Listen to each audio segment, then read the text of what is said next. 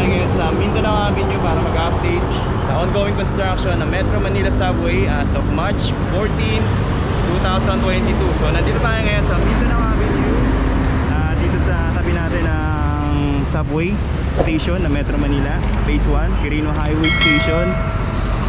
As you can see, may bakod na rito. So dito, ito yung signages dito ng Build JICA Metro Manila Subway Phase 1 Quirino Highway Station. Malapit tayo dito sa may Mindanao Avenue. So ito yung ilan sa mga properties dito na na-demolish na, at patuloy pa rin yung pag-clear.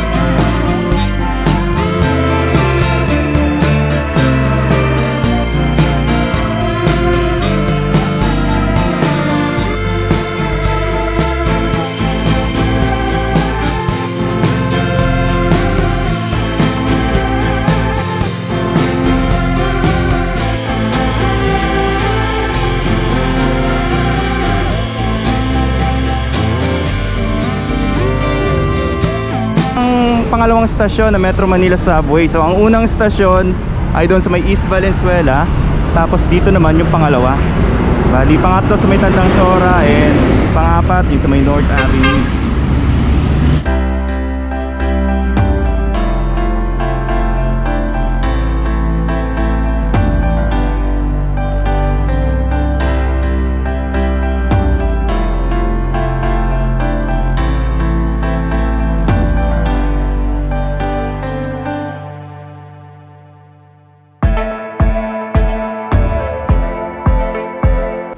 Itong mga bus na to, may biyahe ito magmula dito sa may Mindanao Avenue papunta ng Quezon City Hall.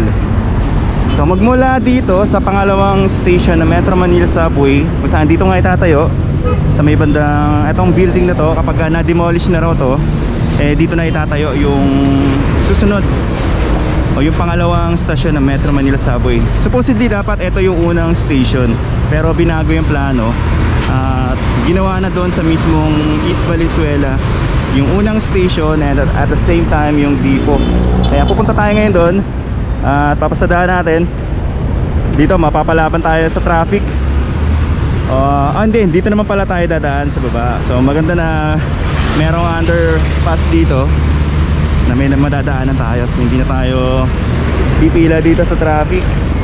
Diretso na tayo doon. Pupuntahan naman natin yung depot at saka unang station ng Metro Manila Subway sa may East Valenzuela as of March 14, 2022. Okay, tara. So mag-U-turn tayo ngayon dito. dito sa may harapan ng gas station. Papunta naman ng East Valenzuela.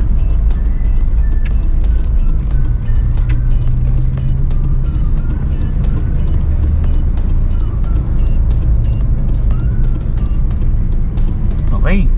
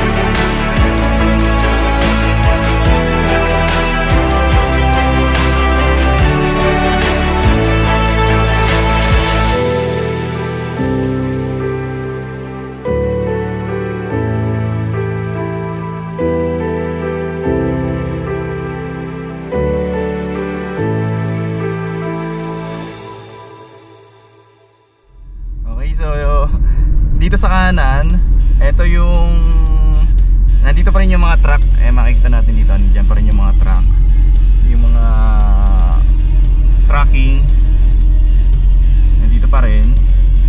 Nung nakaraan nga pala, dito tayo dumaan sa may papasok dito. So dito may bakod na. Ayan, as you can see, ayan, may bakod na. Tapos dito papasok. Dating may ano dyan, may mga residente, pero sa ngayon mukhang wala na ata. Pero meron pa rin mga ilan-ilan. Ito yung warehouse na pinakita ko noon nung nakarang update natin. So fully demolished na siya. Ang haba na ng nasa sakop ngayon ng demolition. So ayan o, ito yung nakaraan na in-update natin. Tapos dito yung sa may bandang hinuhukay na yan, yung papasok dyan.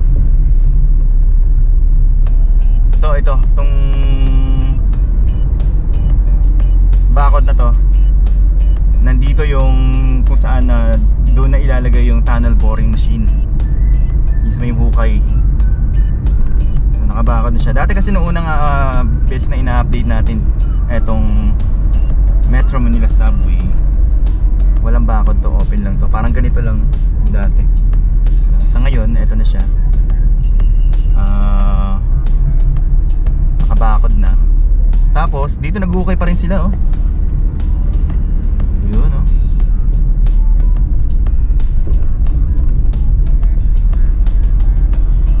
Yan. Haba na, hanggang dun sa may ano na to, sa may kanto na. Pero may nakapagsabi sa akin dati na etong buong area na to hanggang dun sa may pinakadulong dulo ang magiging depot and station itong Metro Manila Subway. So dito may bakod na rin. At ang plano daw dito ay gagawin tong business district. So kapag na-demolish na lahat na to, etong sa ibandang ibabaw, magtatayo raw dito ng mga buildings o yung mga commercial buildings. So magiging business district na itong area na to. Maganda yung location, no? At saka pabor to para sa local government ng Valenzuela City. So, malaking bagay ito para sa kanila kung magtatayo ng mga business district dito sa area na to. Hindi na muna tayo bumaba kasi limited lang yung oras natin. Pero sa mga susunod na update natin na dito sa area na to, bababa tayo, papakita natin yung ano. Pero sobrang lawak kasi nito, parang kailangan talaga natin ikutan yung itong buong area na to hanggang dun sa may dulo. Ito may bakod pa rito. Ito na yung pinakadulo, malapit na tayo sa may paliko na to. Papunta na to ng bandang General Luis. Ito, lahat ng mga nakikita natin dito ng mga bakod, ito ay sakop na ng Metro Manila Subway.